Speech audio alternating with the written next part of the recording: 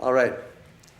I am Jeff Anderson, and I am here today with a very courageous survivor, Peter Starks.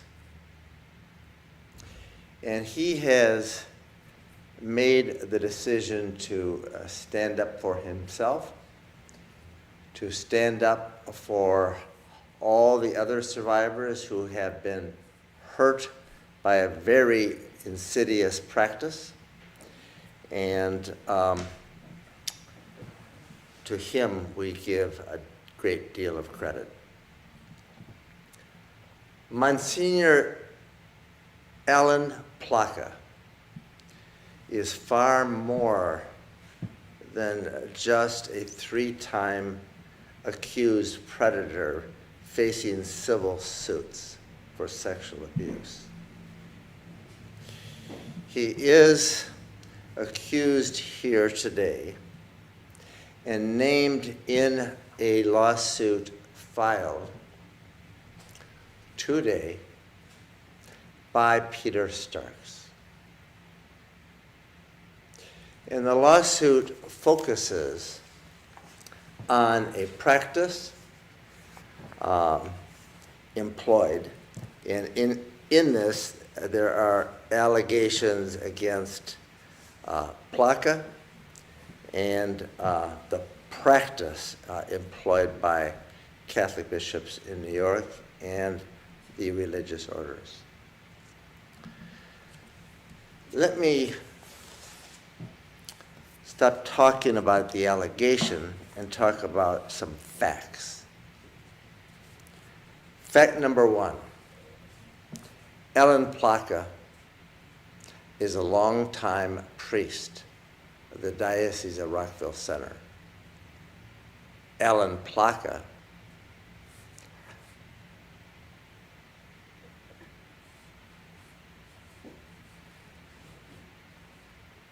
is a longtime friend of Rudy Giuliani.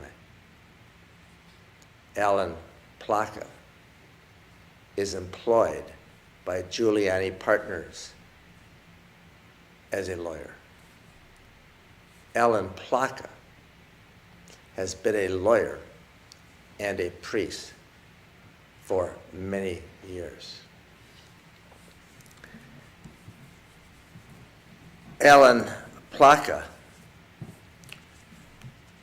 was a part of creating and a top lieutenant in creating a scheme on behalf of the Catholic bishops in New York and the religious orders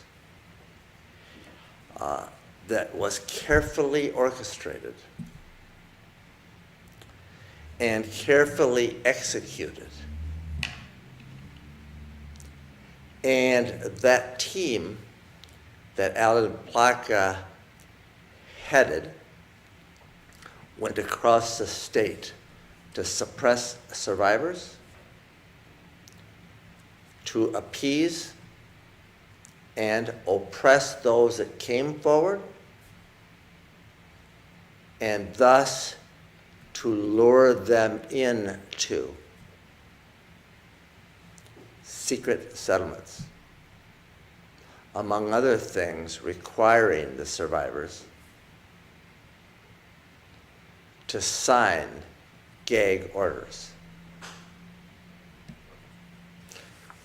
This lawsuit is directed to that practice and that employed by him as top lieutenant for the top officials in New York. Because that's what he did, here and across the state. Fact, the Suffolk County grand jury convened a comprehensive investigation in 2003 and made a number of factual findings, spotlighting and focusing on this scheme, this practice, and this priest lawyer, Alan Placa. And they found And one of their findings is the diocesan policy and practice, the church's response to clergy abuse. Aggressive legal strategies were employed to defeat and discourage lawsuits, even though diocesan officials knew they were meritorious. Victims were deceived. Priests who were civil attorneys portrayed themselves as interested in the concerns of victims and pretended to be acting for their benefit while they acted only to protect the diocese. The grand jury found these officials boldly bragged about their success and arrogantly outlined in writing mechanisms devised to shield them from discovery. These themes framed a system that left thousands of children in the diocese exposed to predatory, serial child molesters working as priests. Alan Placa is a top lieutenant in that scheme, and Peter Starks is one of those victims of it. We'd like to hear from you, Peter.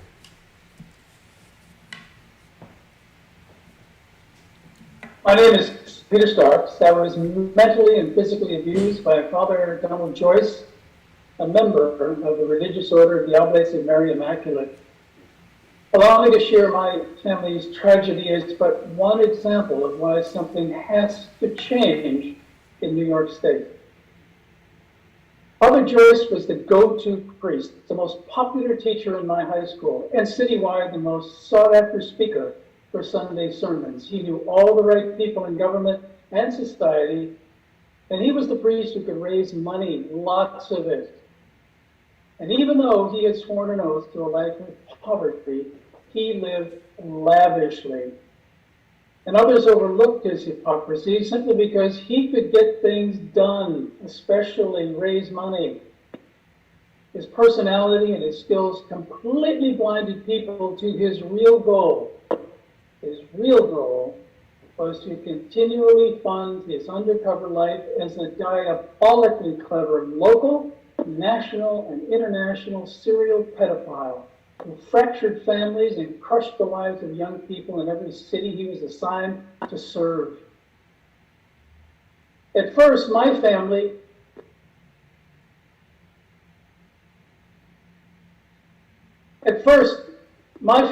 was honored to be chosen as the weekend hangout for this celebrated priest. We naively enjoyed his money, parties, gifts, travel, attentions, and were completely unaware that we were being groomed into his pedophile plans. All too soon, the brothers were repeatedly and profoundly abused, and my parents were trapped into silence with legal threats. One very happy Irish Catholic family became a living hell. One brother died of it, and the others turned from school to the worst that life offered on the streets. My parents were jailed into a despondent life of grief and guilt and depression, a total crushing disaster, betrayed by super priests. There came a time when my parents were so depressed with guilt they could no longer work or even take care of themselves. I had to do something. I had to take action. I wrote Father Joyce's superiors with two requests. One, escort Father Joyce to my parents' living room, make him apologize, and help my parents to understand that it was not their fault. Two, provide funds for professional counseling for my brothers and my parents. The Oblates agreed. I was overjoyed. This could be nothing but good but it could not have been more wrong. Father Joyce and his superior arrived at my parents' home along with another completely unexpected priest, Father Alan Placa, who was introduced merely as an escort to the abuser while traveling. Father Placa remained completely silent throughout the meeting until at the very end he asked me to step into the kitchen. He said they had to leave immediately or they would miss their plane, but before leaving, he wanted to give me a check to fund my family's counseling expenses. He asked me to sign a quote-unquote receipt for the money because the taxi was waiting and they had to go. I asked if my parents should sign this receipt because the check was made out to them. He said it wasn't necessary and he emphasized this was a one-time offer. They had to leave now. I felt pressured. I didn't want to lose this help from my parents. I signed the doc without reading it at all, and they hustled out the door. Sometime later, I came across information about Father Placa published by Jeff Anderson and Associates, a law firm that I came to learn represented clergy abuse victims. It opened my eyes to Father Placa. He could be a specialist in protecting clergy abuse while silencing victims. I was shocked because Father Placa was indeed that extra police at my parents' meeting. And under his Roman collar, he was a licensed attorney, a hired gun, contracted to pull the wool over my eyes and trick me into signing a gag order, not a receipt for counseling funds. He wasn't even an oblate. I didn't know he was an attorney. I had no idea what was going on. For the second time, I was betrayed, and it threw me right back into guilt and anger and grief. Betrayed again. Later, I located the so-called receipt in my files. I pulled it out, and I went to Jeff Anderson to get help me understand the contents. It wasn't a receipt. It was far from it. It was an airtight, non-disclosure agreement preventing anyone in our family from ever disclosing any details of the abuse, of the abuser, or the oblates. It eliminated any possibility of legal action. It protected Father Joyce's reputation and the oblate's reputation and their assets, while at the same time, leaving an open door for Father Joyce to move undetected to new pedophile hunting grounds, which he did repeatedly. I painfully came to understand that by pressuring me into signing, Father Placa, the conniving undercover priest attorney, violated a long list of legal procedures required to make such a document valid, just like he may have done to others. Father Placa has to be sanctioned. He has to be stopped. And gag orders have to be invalidated. I filed a formal complaint against him at the New York Attorney Grievance Board. Thank you most sincerely for listening to my story. But more importantly, please, take action. This type of protection racket has had its day. Every diocese and religious order has to do the right thing. Release every survivor of clergy abuse from any form of gag order. Follow your conscience. Follow the principles of your faith, not legal trickery that does no more than prolong the abuse and protect the abusers. Clergy abuse is the asbestos in the walls of the church. It's no good to paint it over. It has to be stripped out. It's the only road to finally clean the ugly poison of clergy abuse from the walls of your church. Do the right thing. Release survivors from gag orders. It's the only way for Catholic leadership and survivors to truly restart. Thanks so much. Thank you, Peter Starks.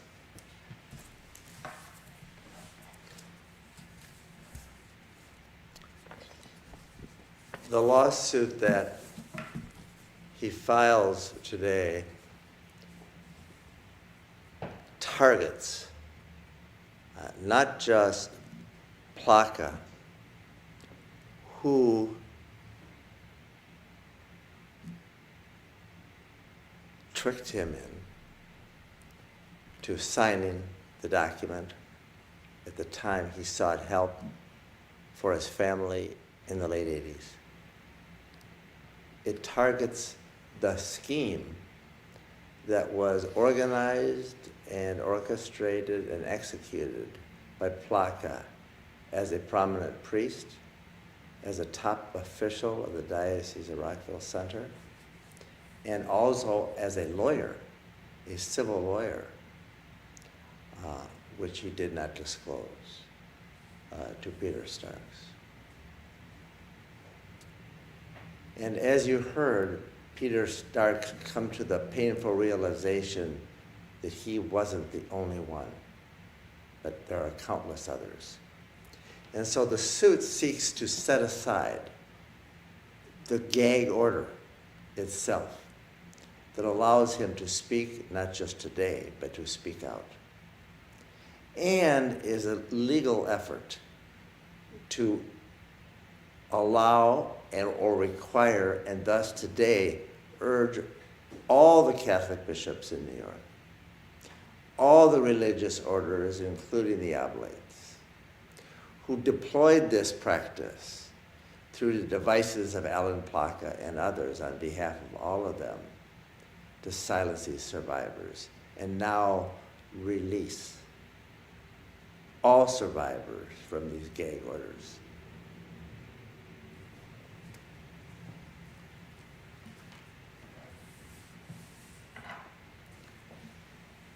The practices employed have been by Placa, and the scheme deployed by the Catholic bishops in New York has been well known to us. And thus, we released today an investigative report prepared by us. It's called the Investigative Report of Alan Placa as key architect of minimizing abuse claims, coercing silence, and protecting church assets. It relies exclusively in its 45 pages on publicly available data with citations. And of course, because it's publicly available data and sources that are already publicly available, there can be data in the public that is wrong. But what is not wrong is that what the Catholic bishops and top officials did in deploying Alan Placa and that team under the guise of helping and or caring as priests actually tricked and hurt Peter Starks and others like him further. And this report really sets forth the scheme and how Alan Placa rose to power in the Catholic Diocese of Rockville Center, how he developed a scheme to suppress the survivors, and also a very sophisticated scheme to hide the assets of all the Catholic dioceses and those assets held by the Catholic bishops. Placa is in the middle of that financial scheme as well. And this report details that and is on our website. Call to action. You heard Peter on behalf of himself and all the other survivors who have been duped, tricked, or silenced by gag orders to urge and implore all the religious orders and the Catholic bishops in New York to release them. Release them from the gag orders. You also heard Peter Stark's call for action. And today, we are supplying this report and the contents of our investigation to the New York Attorney General, and we are asking the New York Attorney General to investigate for racketeering. That is, to investigate the Catholic bishops and Alan Placa in the middle of the scheme for racketeering.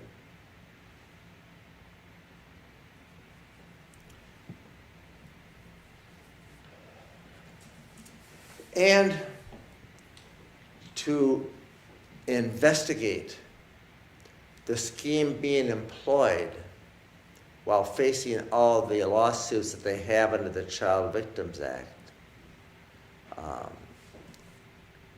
in shielding assets or hiding their assets the same way the Catholic bishops have hid offenders for so long. So we express deep gratitude to Peter Starks for exposing Placa and what was done to his family. And also, for what it's worth, Placa still is a lawyer, still a priest in good standing with the Diocese of Rockville Center, enjoying all the fruits and benefits of his retirement and privileges that go along with it, including stature. And so we demand that the bishop and Bishop Barris in the Diocese of Rockville Center, who is his superior, remove him. No. And for what it's worth, we also demand that Rudy Giuliani, the owner of Giuliani Partners, where Alan Placa is an active lawyer and has been for many years, to remove him from that post. And conclude by expressing deep gratitude to Peter Starks and all the survivors who have now come forward under the Child Victims Act and who've been given the time to have a voice and to exercise that voice. And in this case, Peter Starks to attack the insidious and dangerous and oppressive tactic of gag orders. So thank you, Peter Starks, so much for having that voice, for using it, for standing up and devoting your efforts to this really awful practice. Thank you, sir.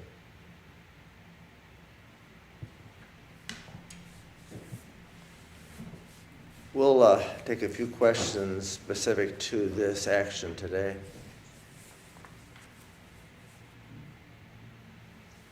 Thank you, Jeff, and thank you, Peter, for your courageous statement. I do want to quickly note that a high-quality recording of today's press conference is being filmed at 1080p resolution, and it will be available for download following the conclusion of the event, if you would like that. So now we'll get to the Q&A portion of the event. We have a few questions that have been submitted, and then I'll open up the floor for anyone that would like to go off mute and ask a question. So the first question, Jeff, is, you said Placa is retired. Does he still have access to survivors currently? Yeah, when I say a really important question, and thank you for asking that. His status as a priest is named as retired, but all that means is that he is still active with all the faculties and all the privileges and all the positions of power that he enjoyed as a priest. He was accused of sexual abuse in civil suits 3 times, all of which for sexual abuse, all of which are now pending under the Child Victims Act. However, the Vatican cleared him of charges of childhood sexual abuse. However, Placa still remains as a powerful priest in the Diocese of Rockville Center and in the scheme of the Catholic bishops in their creation and sale of Fidelis Healthcare, a large-scale healthcare system, and transfer into a foundation they control effectively, which holds now $3.2 billion. And in that scheme that Placa was and still has been the architect of in so many ways, remains in an emeritus status there. In other words, he still enjoys all the position, all the power, all the privilege, political and otherwise, as a priest. They claim in good standing and remains a very peril to so many as we speak. Thank you, Jeff. And we have one more question that's been submitted. The question is Placa legally obligated to inform survivors of the content of the forms he has them sign? When Placa went to the home of this family and was introduced as a priest, he had then and a legal obligation when he presented the document to Peter to disclose that he was not just a priest, but he was a lawyer. He didn't. He tricked him. And then he didn't even tell him what Peter was signing, and all he did was ask him for a receipt. And so the bottom line is that that is a practice that he employed here, and one that has been demonstrated as recounted in the grand jury report, and in our report released today in summary form, widespread and